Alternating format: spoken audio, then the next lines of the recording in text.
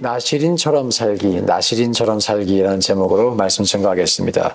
이 나시린이 소개가 되고 있는데요. 나시린이 누구일까요? 나시린은 이 서원하다, 구별하다, 바치다라는 의미에서 온 나자르에서 온 단어입니다. 제사장이나 레위인이 아니어도 시간을 정해놓고 높은 수준의 거룩함을 지키기 원하는 사람은 나시린의 서원을 했었어요. 그리고 남자, 여자 모두에게 이 기회가 열려 있었습니다. 이들은 특별히 세 가지를 지키면서 나시린의 생활을 했는데, 첫째로 술을 먹지 않았습니다. 그리고 그 술의 재료가 되는 포도를 아예 먹지 않았습니다. 오늘 본문에 보면 건포도도 먹지 않았다라고 하죠.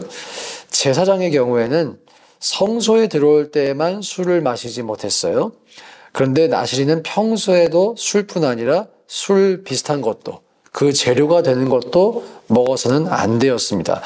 이를 통해 볼 때 제사장보다도 훨씬 더 높은 수준의 거룩을 지켰다는 것을 우리가 알 수가 있죠. 또 머리털을 자르지 않았어요. 머리를 자르지 않았습니다. 우리가 몸을 제물로 바칠 수가 없죠. 참고로 고대 근동에는 사람을 불에 태워서 제사하는 그런 우상들도 있었습니다만은 하나님은 그런 제사를 요구하지도 받지도 않으십니다. 나시린은 그래서 머리를 길렀습니다. 일정 기간 동안, 서원한 기간 동안 머리를 길렀고, 이제 그 서원이 끝났을 때, 기간이 끝났을 때 그동안 길렀던 머리털을 다 밀어서 화목 제물과 함께 제단에 바쳤어요. 즉 나시린의 이 머리카락이 곧 하나님께 바칠 제물이었습니다. 또 세 번째로 시체와 접촉을 금지하였어요. 가족이 죽었어도 그 시체를 가까이 할 수가 없었습니다. 이 제사장도 가족이 죽었다 해도 그 시신에 손을 댈 수가 없었는데, 나시린이 제사장급에 해당하는 그런 거룩을 지켜야만 했다는 것이죠. 만약에 그리고 서원한 기간 동안 의도하지 않게 이것들을 어겼다, 그러면 7일 동안 정결기간을 보냅니다. 일주일 동안 정결기간 보내고 마지막 그 7일 때 이제 머리를 다 밀어요. 다시 대머리가 되는 거죠. 그리고 하루가 지나서 8째 날에 새 2마리로 속죄제, 번제를 드려서 죄를 속해서 머리를 성결하게 하고, 또 1년 된 순양으로 속건제를 드렸어요. 엄청나게 이 체계적인 또 까다로운 이 제사를 드린 이후에 다시 시작했습니다. repeat after, 처음부터.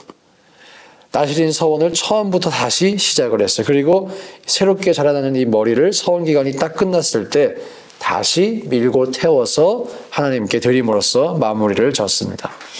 사람마다 이 서원 기간이 다를 수 있지만 평균적으로 한 달에서 3달 정도 서원을 했다 그래요. 30일에서 100일 정도 평균적으로 이렇게 서원을 했다라고 알려져 있습니다. 그리고 아주 특별한 경우에는 평생 서원을 하고 나시린처럼 살기도 했어요. 삼손, 사무엘, 심레 요한 같은 사람들은 어려서부터 나시린으로 구별이 되었습니다.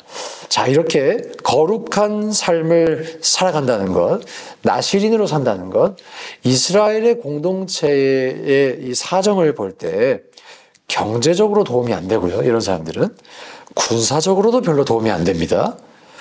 그런데 이 나시린들은 이스라엘 공동체에서 가장 중요한 가치가 무엇인지를 실제적인 삶으로 보여주고 있어요.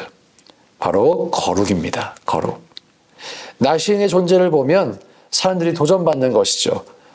저 사람들은 레위인도 아닌데, 제사장도 아닌데 어떻게 저렇게 거룩한 삶을 살 수 있나? 평범한 우리도 저렇게 살아갈 수 있겠구나. 꼭 제사장이어야만 거룩한 삶을 사는 것이 아니구나. 우리 모두도 그렇게 살 수 있겠구나. 이런 도전을 주는 사람들이었습니다. 즉 나시린들은 그 시대의 영성을 주도하는 사람들이었어요. 살아계신 하나님을 살아있는 믿음으로 경외하는 사람들이었습니다. 어떻게 믿어야 하나님을 진정으로 믿는 것인가? 이것을 실제적으로 보여주는 사람들이었던 것이죠. 여러분, 혹시 여러분은 인생의 한 마디에 이런 나시린처럼 살아보신 기억이 있으십니까? 저는 있어 본 것 같아요.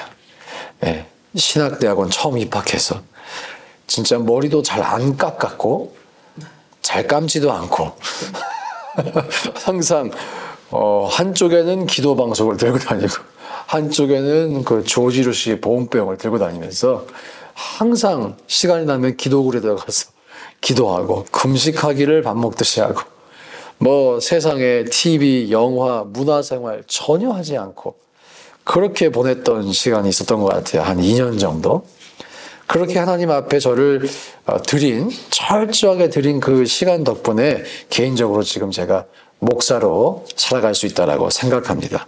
이 세상을 등지고 십자가를 지고 예수님을 쫓으려면 그거를 템포럴한 것이 아니라 평생 우리가 그것을 기쁨으로 하려면, 억지로 한 것 아니라 또 기쁨으로 하려면 예수님을 만나야죠.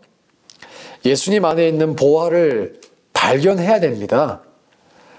그 보화를 발견하고 기뻐해야 되고요. 그 보화로 말미암아 행복해야 되고요. 그렇죠? 그렇지 않으면 또 지적으로만 동의가 되지 영적으로, 감정적으로, 심적으로 이 십자가의 길을 걷는 것이 동의가 되지 않아요. 기쁘지 않아요. 저는 참 개인적으로 그렇게 제 인생의 한 챕터가 하나님께만 오로지 집중할 수 있었다는 것이 참 감사해요. 참 감사해요. 저 여러분께도 도전하고 싶어요. 여러분의 인생의 어느 한순간 그 시간을 떼어 나시린처럼 하나님 앞에 자신을 정결하게 드려보시기를 축복합니다.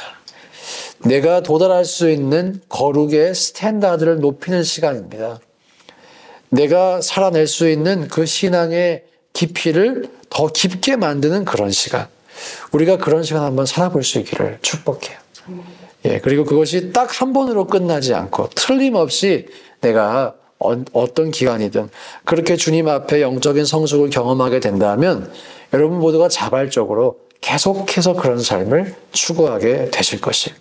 저는 나시린으로 서원했던 그 사람들이 나시린으로 살다가 30일 혹은 100일 서원이 끝나고 아따 그동안 많이 참았다 이제 술 많이 마시자 그런 사람 없었을 것 같아요. 또 모르죠. 간혹 그런 사람도 있었을 수도 있겠지만 그렇게 거룩한 삶을 살아보며 인생의 진정한 기쁨이 참 기쁨이 내 영혼의 부요함이 여기에 있구나. 그리고 그 이후로도 틀림없이 하나님을 경외하는 삶을 살아갔을 것입니다. 여러분 저와 여러분이 이렇게 오늘날의 나시린이 돼요. 이 땅을 또한 살아가야 하는 이유가 있어요. 우리가 구별됨을 나타내야 하기 때문이에요. 이 세상이 누구를 보고 그 구별함을 볼 수가 있겠습니까? 그 당시엔 나시린이 있었어요. 평신도가 볼 때에도 제사장이 아님에도 불구하고 저렇게 하나님을 경외하며 살아갈 수 있다고, 저렇게 한 사람이 거룩한 삶을 살 수 있다고, 그렇게 나시린이 구별된 삶이 무엇인지를 보여주었습니다. 저는 이런 점에서 하나님께서 이 시대에도 나시린을 찾고 계신다라고 믿어요.